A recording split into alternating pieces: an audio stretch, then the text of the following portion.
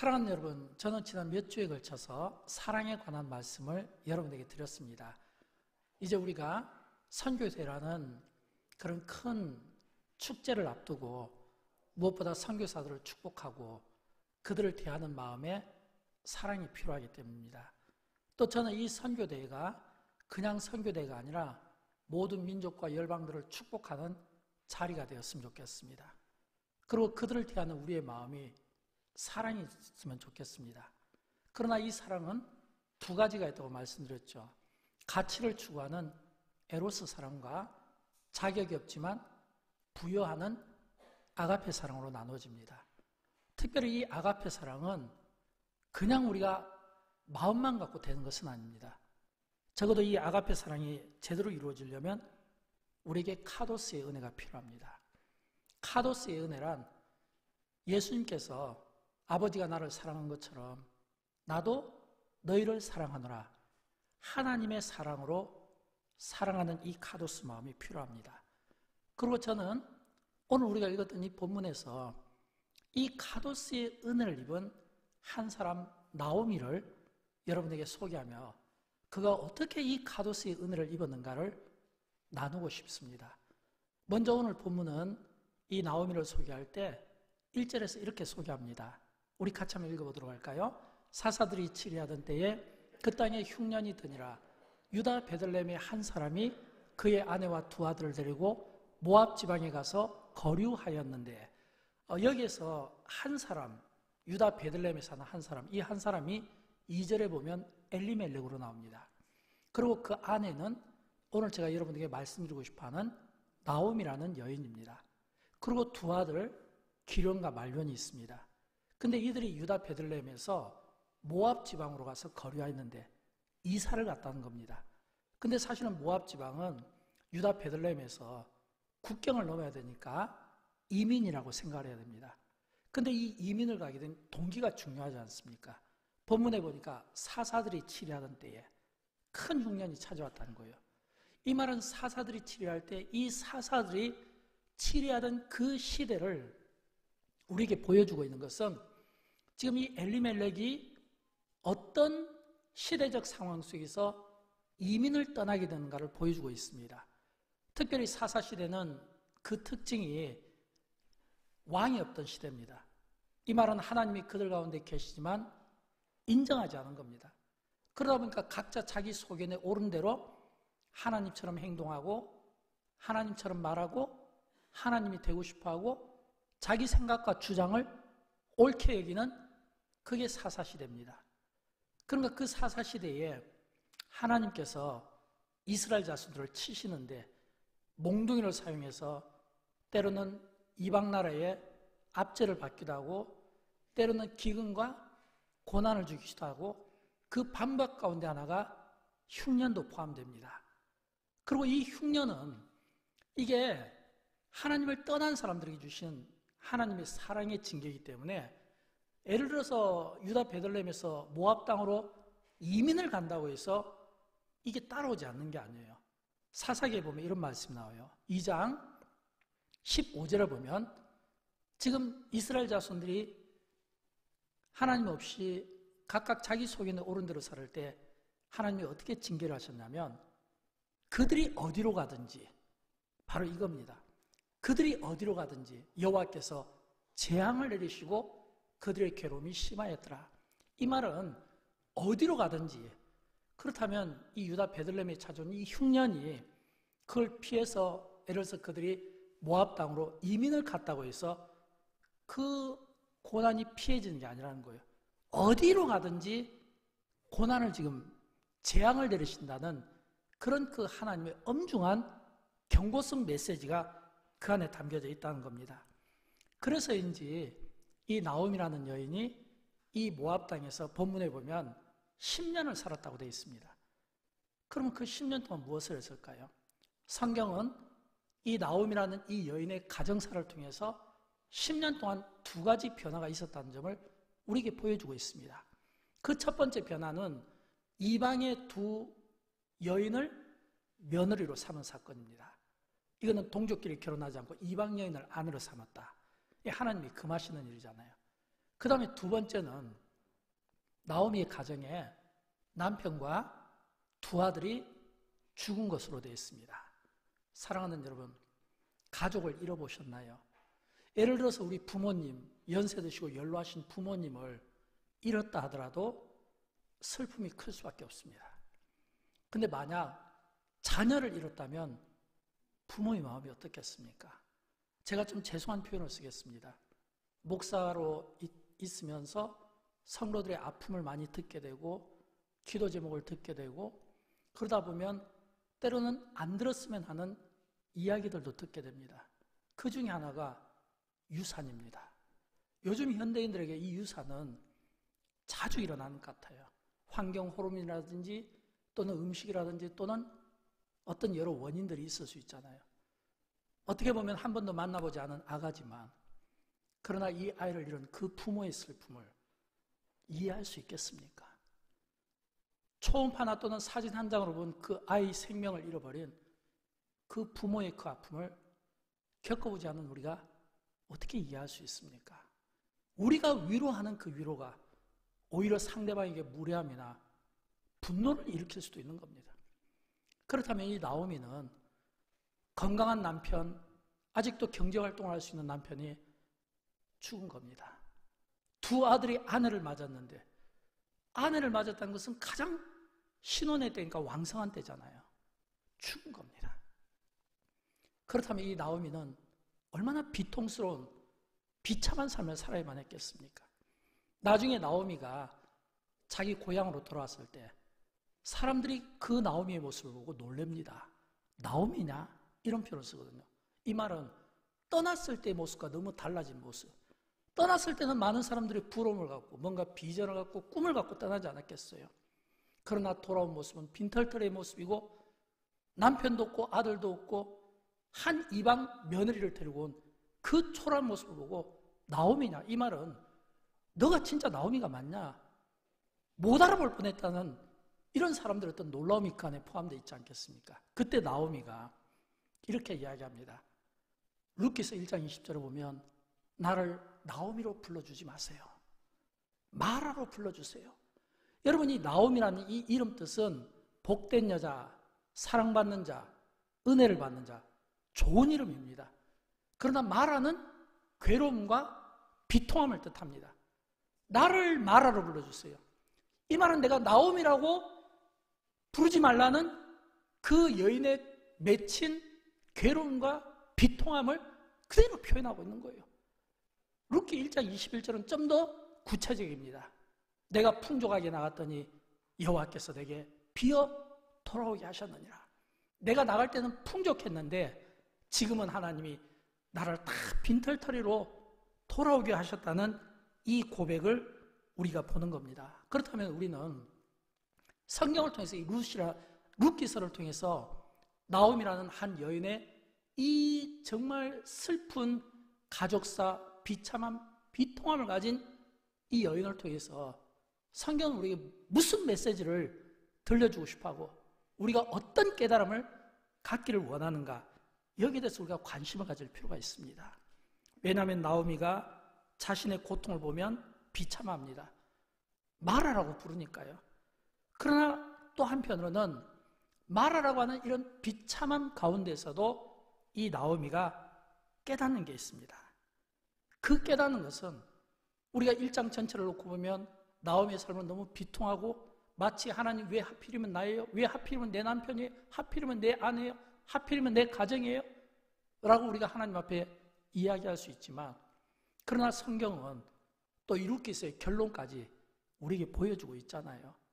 시작은 이런 비통함이지만 그러나 그 비통함 가운데 하나님이 나오미를 통해서 그리고 룻을 통해서 결론적으로는 축복을 주시거든요. 그럼 우리는 이런 비통함과 슬픔을 가진 여인이 어떻게 하나님 앞에 복을 받게 되었는가?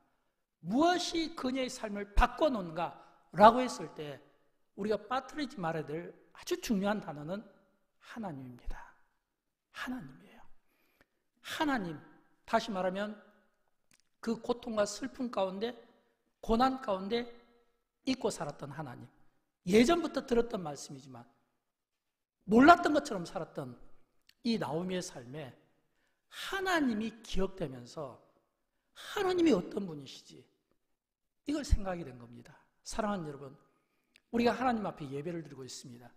우리의 예배를 받으시는 분은 하나님입니다. 우리가 하나님께 기도하고 있습니다.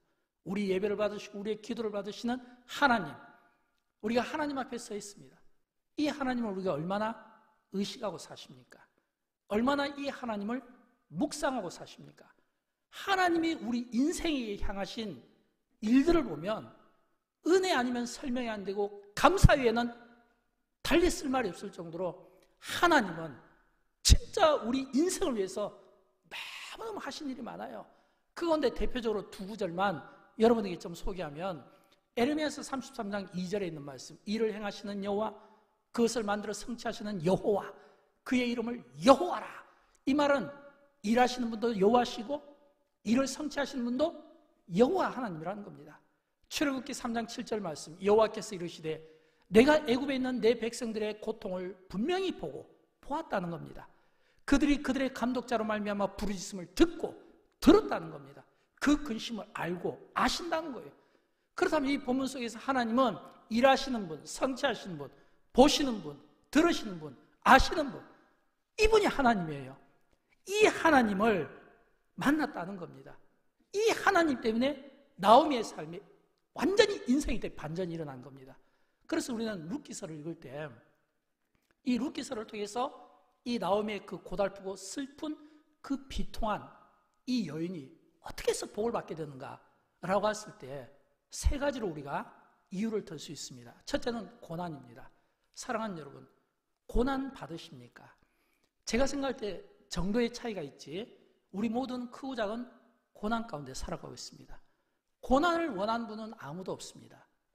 그러나 우리가 원하지 않아도 때로는 우리 앞에 열리지 않는 문이 있을 수 있고 길이 보이지 않을 때가 있고 때로는 가정이나 또는 어떤 인생의 어려움으로 인해서 고통받을 때가 있다고 하는 것입니다. 본문에서 나오미도 그가 모압 땅에서 10년 동안 살면서 갈 때는 많은 재물을 가지고 왔을 텐데, 왜냐하면 유다 베들레헴에서는 풍요로웠거든요. 근데 이민 가서 가지고 왔던 재산 다 날리고 남편 죽고 두 아들 죽고 얼마나 비통하겠습니까? 얼마나 그 자기 자신이 참담하겠냐는 거예요. 여기까지만 보면 소망이 없어요. 근데 여행 다녀보신 분들은 혹시 아시겠지만 저도 과거에 유학 생활을 한 적이 있습니다. 여행을 다니다가 먼 타국에 나갈 때 또는 유학이라든지 이민을 갈 때요, 풍요로울 때는 생각이 안 나요. 근데 뭔가 좀 힘든 일을 만나면 고향 생각이 납니다. 뭔가 괴로운 일을 만나면 부모 형제가 생각납니다. 고향에 대한 향수가 생기는 거예요. 어려운 일을 당하면 나도 모르게 절로 고향에 있는 그 집이 그리워지는 법입니다. 그래서일까요? 오늘 본문에 보면 나오미도 그가 그 고난의 때에 고향 소식을 듣습니다. 오늘 본문 6절 말씀인데 한번 같이 읽어보도록 할까요? 그 여인이 모압 지방에서 여호와께서 자기 백성을 돌보시사 그들에게 양식을 주셨다 함을 듣고 이에 두 며느리와 함께 일어나 모압 지방에서 돌아오려 하여. 여러분, 이 말씀은 모압 지방에서 나오미가 무슨 소식을 들었냐면 베들레헴에 있는 자기 백성을 하나님이 도우시고 그들에게 양식을 주셨다는 소식을 듣게 됩니다. 하나님에 대한 소식. 또 이 하나님에 대한 소식을 들을 때 이 나오미는 무슨 생각을 했겠습니까? 아, 내가 지금까지 잊고 살았던 하나님 살아계시구나. 지금 고향의 소식을 들으니까 자기 백성을 돌고 있구나. 아, 그러면 이 하나님을 내가 만나야 되지. 여러분, 이 나오미가 하나님에 대한 이야기를 몰랐겠습니까? 안 들어봤겠습니까? 예배를 안 들어봤겠습니까? 다 해봤을 거예요. 왜 우리가 신앙생활을 오래 하지만 오래 한다고 해서 그 사람의 믿음이 좋은 건 아니에요. 직분이 그 사람의 믿음을 대변하지는 않습니다. 오히려 신앙생활이 깊고 신앙생활이 오래될수록 직분이 크면 클수록 경계심을 가져야 돼요. 나태함과 게으름. 왜냐하면 모태신앙이 특히 그러잖아요. 어렸을 때부터 어머니의 태중에서부터 들었던 하나님의 말씀, 설교의 홍수 속에서 살다 보면 자연히 그 설교의 홍수에서 늘 들으니까 밋밋한 거예요. 여러분, 사사시대가 왜 병들은 줄 압니까? 사사시대가 병드는 것은 하나님을 하나님으로 인정하지 못하고 각각 자기 소견에 옳은 대로 살다 보니까 어느새 자기도 모르게 하나님이 돼버린 겁니다. 어느새 자기도 모르게 하나님처럼 행동하고 말하게 되는 겁니다. 그러다 보니까 이 영적으로 막 혼미해진다 이거예요. 영적으로 혼미해지면 믿음 약한 성도들부터 떨어져 나가는 거 아시죠? 그런 그 사사시대의 그 고통스러운 그 현장에서 나오미가 고난을 통해서 하나님 이야기를 듣게 된 겁니다. 정확히 말하면 고난을 통해서 고향 소식을 통해 고향에서는 하나님이 일하시는 것을 듣게 된 겁니다. 모압 땅에서는 일하지 않는 하나님이 지금 고향 땅에서는 일하고 계시네. 그래서 이 나오미가 무슨 생각을 했냐면 내가 빨리 유다 베들레헴으로 돌아가야 되겠다. 서둘러 돌아가야 되겠다. 그래서 룻기서 1장에 보면 돌아간다. 나오미가 돌아가더라. 나오미가 돌아간다. 돌아간다는 말이요. 룻기서 1장에서 무려 10번이나 나옵니다. 무엇을 말할까요? 나오미가 10번이나 고향으로 돌아가야 되겠다는 이 단어를 반복해서 사용한 것은 이 지금 룻기서의 저자가 지금 이 나오미의 이 변화된 이 심경을 통해서 돌아간다는 이 의미 속에 내가 그동안 하나님 없이 살았던 나의 잘못을 회개하고 내가 하나님 앞에 잘못 살았던 것을 내가 다시금 용서를 구하고 이제는 내가 하나님 앞에 바로 살고 싶어하는, 이제는 하나님을 떠났던 내가 하나님 안으로 들어가고 싶어하는, 다시 말하면 원래 유다 베들레헴 땅은 떠나오면 안 되는 땅이었어요. 약속의 땅이었어요. 아브라함 때부터 약속하신 땅이었어요. 그런데 모압 땅은 가면 안 되는 땅이었어요. 사사시대 때 그들이 자기 속에는 옳은 대로 생각해서 찾아온 이 흉년을 하나님의 사랑의 징계로 생각하고 깨달음을 가졌으면 좋은데 가진 것이 많고 풍요롭다 보니까 돈으로 물질로 해결하려고 하는 자신의 그 잘못된 생각이 가면 안 되는 모압 땅까지 가게 되었고, 비로소 모압 땅에서 고난을 통해서 깨닫고 보니까 내가 오면 안 되는 곳으로 왔구나. 내가 원래 있어야 될 곳은 유다 베들레헴 땅인데 이 땅이 하나님이 약속하신 언약의 땅인데 이걸 기억했다는 겁니다. 창세기 12장에 보면 나오잖아요. 창세기 12장 1절과 2절 말씀 우리 같이 한번 읽어보도록 할까요? 아브라함에게 이르시되 너는 너의 고향과 친척과 아비의 집을 떠나 내가 내게 보여줄 땅으로 가라. 내가 너로 큰 민족을 이루고 내게 복을 주어 내 이름을 창대하게 하리니 너는 복이 될지라. 아멘. 바로 이 말씀이거든요. 나오미가 떠나오면 안 되는 바로 그 땅 유다 베들레헴 땅은요, 하나님의 아브라함 때부터 약속하신 땅입니다. 이스라엘 백성들이 애굽에서 고난받을 때 그 험한 40년의 그 광야 생활을 통해서 약속하신 땅입니다. 언약의 땅입니다. 사랑하는 여러분, 저도 그렇고 여러분도 그렇고 우리 모두가 고난 없이 살았으면 좋겠습니다. 그러나 때로는 하나님께서 우리를 사랑하시는 방법 가운데 하나가 징계를 통해서, 고난을 통해서 우리를 유익하게 만들고 오히려 이 고난을 통해서 우리에게 깨달음을 주실 때가 있습니다.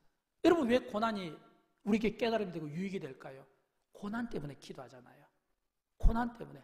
똑같이 목사에게 기도를 받더라도요, 고난을 가지고 문제를 가지고 어려움을 가지면 자연히 그 기도가 간절해질 수밖에 없고 뜨거워질 수밖에 없고 그 방석은 눈물로 젖을 수밖에 없는 겁니다.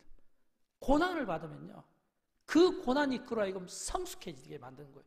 그래서 하나님께서 때로는 사용하고 싶지 않겠지만 사랑의 징계나 고난을 통해서 우리에게 깨닫게 해주시고, 그래서 많은 성경의 믿음의 사람들은 그 고난을 변장된 축복이다 이렇게 표현하는 거예요. 그 고난을 유익이다 이렇게 표현하는 거예요. 저는 우리 가운데 고난 없이 저와 여러분의 삶이 하나님 앞에서 복받고 행복한 삶을 살았으면 좋겠습니다. 그러나 하나님께서 내가 원하지 않는 그 고난을 주었을 때 하나님 왜 하필이면 나인가요? 라고 이야기도 할 수 있지만, 그러나 또 한편으로는 나오미를 통해서 깨닫는 것은 그 고난 가운데 나오미는 주저앉지 않고 그 가운데서 하나님을 발견한 겁니다. 고난 속에 감춰진 그 하나님의 크신 계획을 발견한 겁니다. 그런 것처럼 고난이 저와 여러분에게 있다면 유익이 되고 없다면 생기지 않도록 삼가 조심하고 우리를 영적으로 조율하는 은혜가 있기를 주님의 이름으로 축원드립니다. 두 번째는요, 믿음의 영향력입니다. 저는 이 나오미가 그 고난을 복되게 한 것은 영향력 때문이라고 생각합니다. 이 나오미가 이제 그가 모압 땅에서 하나님에 대한 소식을 듣고 고향으로 가려고 했을 때 처음에는 두 며느리와 함께 출발합니다. 그러다가 가던 중에 잠깐 서서 두 며느리를 세워놓고 이야기합니다. 나오미가 오르바와 룻에게 나는 내 고향으로 가니까 너희도 너의 고향으로 가라. 이 고향으로 가는 이 말 속에는 나는 내 고향으로 가진 것 없이 과부인데 빈털털인데 너희를 책임 못 지니까 내가 너희를 선대하고 싶다. 축복하고 싶다. 고향으로 가라 이 말이에요. 이 말은 너희가 재혼을 하든지 부모 곁에 가서 살든지 형제 곁에 가서 살든지 보호받으면서 살라는 거예요. 내가 너희를 보호해 줄 힘이 없다는 겁니다. 근데 이 두 며느리가 반응이 다릅니다. 한 사람은 오르바는 자기 신들에게로 떠났는데 룻은 어머니를 따라갑니다. 이것은 어머니와 시어머니의 관계가 좋고 나쁜 이런 관계가 아니에요. 서로의 헤어짐을 놓고 부둥켜 안고 우는 것을 보면 좋은 관계였습니다. 근데 왜 좋은 관계인데 이 두 며느리가 각기 다른 길을 선택하게 됐냐면 그들이 가진 신관 때문에 그래요. 한번 본문을 보도록 할까요? 본문 15절을 보면 나오미가 또 이르되 내 동서 오르바는 그의 백성과 그의 신들에게로 돌아가나니 이렇게 돼 있어요. 신들에게 돌아간다.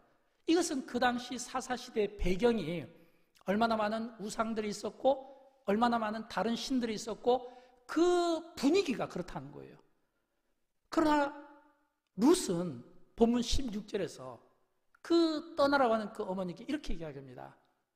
내게 어머니를 떠나며 어머니를 따르지 말고 돌아가라 강권하지 마옵소서. 어머니께서 가시는 곳에 나도 가고 어머니께서 머무시는 곳에 나도 머물겠나이다. 어머니의 백성이 나의 백성이 되고 그 다음 말씀이 중요한데 어머니의 하나님이 나의 하나님이 되시리니 이 고백이거든요. 그렇다면 두 며느리가 서로 각기 다른 길을 가게 된 것은 한 사람은 그들의 신을 따라가고 또 한 사람은 어머니의 하나님을 따라갔다는 거예요. 여러분 여기서 우리가 질문을 가져야 되죠. 왜냐하면 이 룻이 지금 나오미 시어머니를 따라가는 이유가 어머니의 하나님이라고 했거든요. 어떻게 이방 여인의 입에서 이런 고백이 나왔을까요? 나오미가 고난을 받은 것은 모압 땅에서 그의 삶이 경건하지 않았기 때문입니다. 하나님을 섬기지 않았기 때문입니다. 자기 소견에 옳은 대로 사는 겁니다. 근데 어떻게 이런 고백이 나왔겠을까요? 여러분 우리가 신앙생활할 때 오랫동안 예배드리고 오랫동안 우리가 은혜를 받는 것도 중요하지만 한 번의 그 은혜가 탁 나에게 들어왔을 때 그것이 사람의 일생을 바꾸기도 합니다. 제가 이렇게 설교하게 돼서 공부할 때 설교학 교수님이 자주 해준 말이 있습니다. 이건 저뿐만 아니라 모든 신학생들은 거의 비슷하게 이야기해요. 설교를 통해서 성도들에게 매번 은혜를 끼치려고 하지 마라. 매번 성도들에게 은혜를 끼칠 수 없다고 합니다. 설교자가 1년에 한 3번 정도만 성도들에게 은혜를 끼쳐도 성도들은 한 3번 정도만 제대로 은혜를 받아도 1년을 유지한다는 겁니다. 설교자가 매번 성도들에게 은혜를 끼칠 수는 없어요. 때로는 어떤 분에게는 상처가 될 수도 있고 어떤 분에게는 부대침이 될 수도 있고 어떤 분에게는 갈등이 될 수도 있습니다. 그러나 저는 소원합니다. 하나님의 말씀이 들려질 때 성령께서 각 사람의 마음을 주장해서 각 사람의 그 필요한 말씀들이 그 속에 들어감으로 말미암아 깨달음을 가졌으면 좋겠어요. 이 룻이 딱 봤을 때 나오미의 삶에 변화가 생긴 겁니다. 뭔가 나오미의 삶에 움직이는 뭔가 큰 힘을 느낀 거예요. 뭔가 이 나오미 시어머니의 삶에 뭔가 설명할 수 없는 뭔가 강한 힘이 느껴지는 거예요. 그러니까 룻이 보니까 하나님이었던 거예요. 가만히 보니까 시어머니가 예전과 달라졌는데 고향 소식을 듣게 되면서부터 하나님이 그곳에서 자기 백성을 돕는다는 소식을 듣게 되면서부터 하나님이 살아계시다는 소식을 듣게 되면서부터 하나님께로 돌아가고자 하는 그 마음을 룻이 보면서 이 룻이 그 마음속에서 강렬함을 느낀 거예요. 어머니의 하나님을 나도 믿고 싶다 이 말이에요. 어머니의 하나님이면 내가 어머니를 위해서 평생 따라가서 내가 그 하나님을 만나면 좋겠다 이거예요. 그러니까 어머니 나를 밀어내지 마세요. 어머니 하나님이 나의 하나님이고 내가 만약 어머니를 버리면 하나님이 내게 저주를 하시리라. 한 번도 하나님을 경험하지 못한 며느리가 내가 만약 어머니를 버리면 하나님이 내 애를 저주하시리라. 이런 표현을 쓰면서 이방 여인에게 이 하나님의 이름이 떠오른 겁니다. 그렇다면 여러분 우리 이렇게 생각할 수 있잖아요. 나오미 이 시어머니가 짧은 시간이지만 그러나 이 며느리에게 영향력을 끼쳤다는 겁니다. 사랑하는 여러분, 우리는 신앙생활하면서 항상 영향을 받게 되어 있습니다. 목사의 영향을 받을 수도 있고 또는 장로님의 영향을 받을 수도 있고 권사님의 영향을 받을 수도 있고 구역장의 영향을 받을 수도 있고 그리고 그 영향 속에서 또 우리는 또 나눠질 수 있습니다. 똑같이 영향을 받는데 사랑을 이야기해도 에로스 사랑이 있고 아가페 사랑이 있고 똑같이 헌신을 해도 똑같이 섬겨도 다 다를 수 있는 거예요. 시어머니 밑에서 두 며느리가 서로 다른 길을 걸어갔든지 다를 수가 있다는 겁니다. 그러나 그 다름 가운데서 우리에게 필요한 것은 분별력이고 바른 영향력. 내 하나가 제대로 끼어짐으로 나를 통해 내 옆에 있는 사람이 복을 받을 수 있도록 축복의 통로가 될 수 있는 반면 나 한 사람이 영적으로 죽어서 나 때문에 많은 사람들이 마치 맹인이 맹인을 인도한 것처럼 이런 사망의 길을 걸어갈 수 있다는 거예요. 내가 영향력을 갖는 것이 중요하고 그 영향력이 누군가에게 영향력을 끼친다는 거예요. 저는 이런 의미에서 나오미가 비록 남편과 두 아내를 잃은 것은 슬픈 이야기입니다. 비극적입니다. 비통합니다. 이건 분명 마라의 인생이 맞습니다.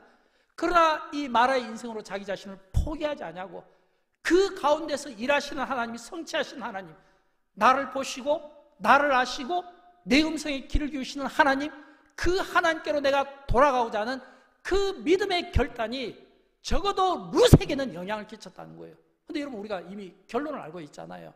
하나님께서 나오미의 삶을 어떻게 복주시고 룻의 삶을 어떻게 복주시고 예수 그리스도의 그 족보를 통해서 얼마나 영광받으시고 영광스러운 인물을 만들어주시는가를 우리는 알고 있잖아요. 저는 그런 의미에서 저와 여러분 우리 모두가 신앙생활할 때 바른 신앙, 좋은 영향력을 가졌으면 좋겠고 그 좋은 영향력을 통해서 좋은 장로님, 권사님, 구역장님 되어주시길 바라고 그 좋은 영향력을 통해서 더 많은 선한 좋은 일들이 하나님이 기뻐하시는 일들이 우리를 통해서 쓰임받기를 주님의 이름으로 축원드립니다. 세 번째는 헤세드, 하나님의 사랑의 마음을 가졌기 때문입니다. 여러분 나오미가 이제 그가 모압 땅에 있을 때는 분명 비련한 여인이었습니다. 모압 땅에서 남편과 두 아들을 잃어버리고 재산을 다 빼앗겨버린 것은 이거는 설명할 수 없는, 우리가 아무리 그를 위로해 주려고 해도 위로가 안 되는 겁니다. 우리가 욥기서에 나오는 그 욥의 고난을 모르는데 어떻게 욥을 우리가 이해할 수 있으며 에레미야가 마셨던 그 쓴 그 담즙을 마셔본 적이 없는데 어떻게 우리가 에레미야의 아픔을 이해할 수 있겠습니까? 그건 진짜 어려운 거예요. 그래서 우리는 이해가 안 되는 거예요. 근데 그럼에도 불구하고 이 나오미의 삶을 바꾼 것은 앞에서 말씀드린 하나님의 사랑이었거든요. 하나님의 사랑. 근데 하나님의 사랑에 대해서 많은 단어들이 있습니다. 에로스, 아가페도 있고요. 또 헤세드도 있고요. 또 제가 앞에서 이야기한 카도스도 있고요. 많습니다. 근데 신학자들이 헤세드 하나님의 사랑을 이야기할 때는 완전한 사랑 또는 완벽하다 이런 표현들을 많이 쓰는데 세 가지 이유 때문인 것 같아요. 이 헤세드의 하나님의 사랑은 첫째는 하나님의 언약적인 사랑입니다. 하나님의 언약적인, 하나님께서 믿음의 사람들에게 약속하신 그 언약을 신실하게 지키시는 사랑이 그 안에 담겨져 있는 거예요. 그 다음에 두 번째, 때로는 이 헤세드의 사랑은 끊을 수 없는 인간 사이의 사랑이나 우정을 뜻하기도 합니다. 예를 들어서 다윗과 요나단은 사실은 함께할 수 없는 사람이잖아요. 그럼에도 불구하고 끊을 수 없는 인간관계, 이 사랑과 우정을 이야기할 때도 이 사랑은 가능합니다. 근데 세 번째 더 중요한 사랑이 있어요. 법적인 의무가 전혀 없는 상태에서, 이 말은 책임지지도 않는 사랑이잖아요. 근데 법적인 의무가 전혀 없는 상태에서 사랑과 긍휼을 베풀지 않고는 견딜 수 없는 심정으로 베푸는 사랑을 이야기할 때 헤세드를 이야기합니다. 이런 사랑은요, 실패할 수 없는 사랑입니다. 내가 법적인 의무를 지지 않아도 되는데도 불구하고 내가 그 사랑의 마음을 갖는다면 이거는 진짜 실패할 수 없는 그런 큰 사랑이 아니겠습니까? 룻기서를 읽다 보면요, 이 룻기서 속에서 앞에서 제가 그 사랑을 이야기할 때 카도스를 이야기했잖아요. 나오미가 카도스의 사랑을 받았다면 카도스의 사랑을 받은 이 나오미가 자기 며느리 룻에게 헤세드의 사랑의 마음을 보입니다. 3장 1절 말씀인데 우리 같이 한번 읽어보도록 할까요? 룻의 시어머니 나오미가 그에게 이르되 내 딸아 내가 너를 위하여 안식할 곳을 구하여 너를 복되게 하여야 하지 않겠느냐. 여러분 저는 이게 나오미 시어머니가 며느리에게 보여주는 헤세드 하나님의 사랑, 정확히 이야기하면 마음이라고 저는 표현하고 싶어요. 우리가 똑같이 사랑을 할 때 행동으로 하는 사람이 있고 마음으로 하는 사람이 있잖아요. 근데 지금 이 나오미가 그 룻이라는 며느리에게 내 딸아, 딸이라고 이야기합니다. 내 딸아, 내가 너를 위하여 안식할 곳을 구하여 너를 복되게 해야 되지 않겠냐. 여러분 지금 이 이야기라는 나오미는 가진 게 없어요. 빈털털이에요. 근데 나오미가 어떤 마음을 갖냐면 자기가 가진 것도 없고 빈털털인데도 불구하고 나오미가 누구를 생각하냐면 자신보다는 며느리 룻을 생각한 겁니다. 내 며느리가, 내 딸이 안식할 곳이 필요한데 복되게 살아야 되지 않냐는 거예요. 여러분 이게 바로 마음 아닐까요? 우리가 사랑을 이야기할 때 이런 마음이 중요합니다. 여러분 앞에서 이 설교 전에 동영상 보셨잖아요. 이 동영상은 아마 신앙생활을 적어도 한 3, 4년 이상 하신 분들은 한번 본 동영상입니다. 몇 해 전 제가 우리 교우와 우리 전도사님과 함께 중국에 가서 만난 가족이고 형제거든요. 몇 해 전에 북한 선교하시는 우리 선교사님에게 전화가 왔어요. 목사님, 지금 북한에서 중국으로 탈북한 가정이 있습니다. 중국의 어느 한 농장에서 지금 붙잡혀서 호된 노역을 하고 있습니다. 이들이 한국을 너무너무 가고 싶어 합니다. 이들을 좀 도와주세요. 그래서 제가 이제 중국에 갔잖아요. 제가 가니까 이분들을 딱 보면서 이분들을 보면서 제가 가진 두 가지 마음이 있습니다. 하나는 두려움으로 가득 찬 경계심이 저에게 있었어요. 선교사님에게도 있었어요. 두 번째는 눈에 보니까 눈물이 마르지 않더라고요. 엄마와 아들, 딸 이렇게 한 가족과 그리고 사촌, 형제 하나 4명인데 원래는 더 많은데 오다가 가족이 찢어졌대요. 눈물이 마르지 않아요. 우리가 아무리 호의를 보여도요, 이 호의가 그분들에게는 경계심이었어요. 그래서 그분들을 보호하기 위해서 아파트를 구입하고 그리고 철저히 그분들을 보호하고 근데 그런 마음이 들더라고요. 사실은 그분들을 만나는 순간부터는 저도 쫓기는 신세입니다. 왜냐하면 중국 공안은 이 탈북자들을 잡아들일 때 조력자도 같이 잡아들이거든요. 저도 쫓기는 신분이에요. 근데 어떤 마음을 하나님이 주셨냐면 이분들을 좀 여행을 시키고 싶다는 마음이 줬어요. 이분들에게 자유를 느끼게 해주고 싶었어요. 그래서 좋은 관광버스 빌려서 기사 이야기하고 그리고 이제 이분들을 아주 참 이렇게 사람들이 많은 곳에 참 모험을 한 거죠. 그렇게 사람들이 많은 곳에 이분들을 데려가서 동물원을 보여주고 그리고 중국의 주요 도시를 보여주고 그리고 조선족들이 사는 그 마을도 가서 조선족들이 어떻게 사는가 그 모습도 보여주고 또 저녁에는 좋은 음식 식당 가서 또 먹여주고 들어갈 때는 또 한 명 한 명 거리를 두고 살살 기어서 또 이렇게 피해서 또 이렇게 은신하기도 하고 그런 그 과정을 통해서 몇 날을 같이 있으며 말씀 보고 기도하고 묵상하고 아픈 분을 위해서 병자를 위한 치유 기도도 하고 그리고 그분들이 이제 또 걸어서 태국까지 가고 태국 난민촌에서 몇 달을 머물다가 드디어 대한민국 그 꿈에 그리는 대한민국 땅을 왔어요. 몇 해 전에 우리 교회 성도들에게 인사도 나누지 않았습니까? 지금도 가끔 그분들이 연락 옵니다. 형제 중에 하나는 결혼해서 자녀도 낳고 또 남매 아들, 딸은 대학교를 잘 다니고 있고 어머니는 몸이 아파서 지금 누워 계시는 그런 가운데 있어요. 그분들이 이런 이야기를 합니다. 목사님, 처음에는 목사님을 의심했습니다. 경계했습니다. 저분이 우리를 잡아가는 사람이구나. 그런데 시간이 지나놓고 보니까 천사처럼 보인답니다. 시간이 지나면서 이분들이 이런 이야기를 해요.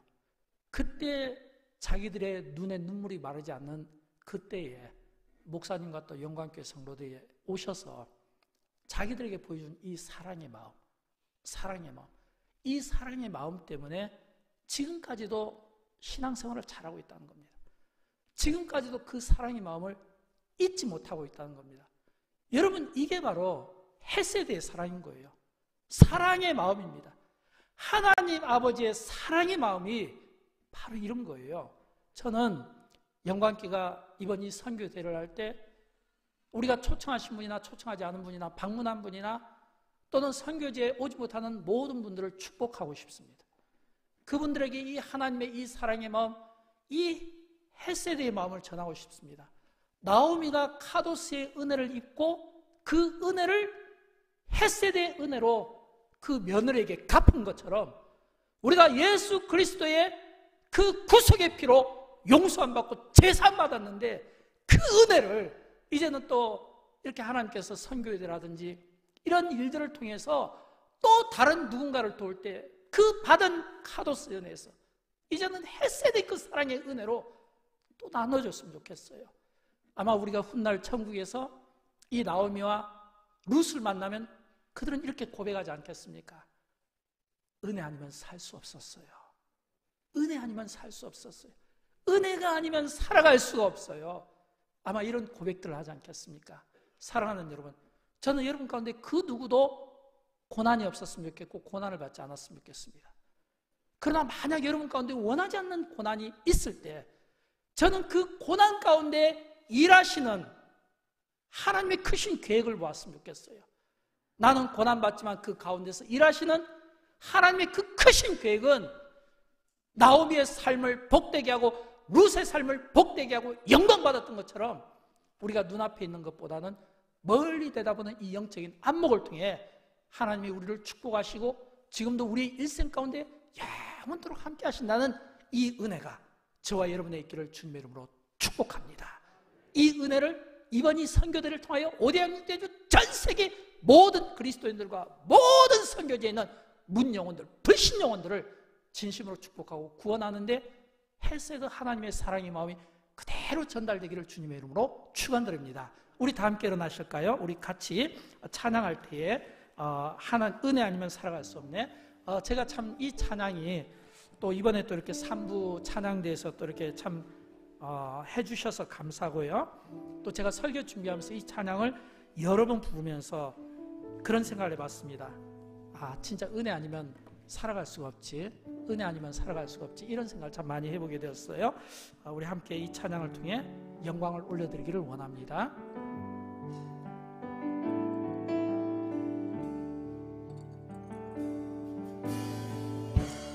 은혜 아니면 살아갈 수가 없네. 호흡마저도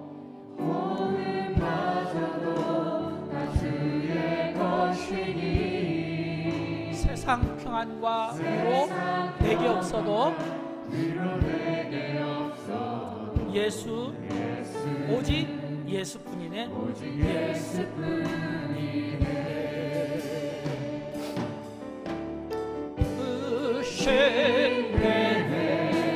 나 볼 수도 없고 작은 고난에 지쳐도 주께 눕힌 나의 모든 삶 버티고 견디게 하시네. 은혜 아니면 살아갈 수 없네. 은혜 아니면 살아갈 수가 없네. 나의 모든 것 다 주께 맡기니 참된 평안과 위로 내게 주신 주 예수 오직 예수뿐이네. 예수 오직 예수뿐이네. 오직 예수뿐이네. 오직 예수뿐이네.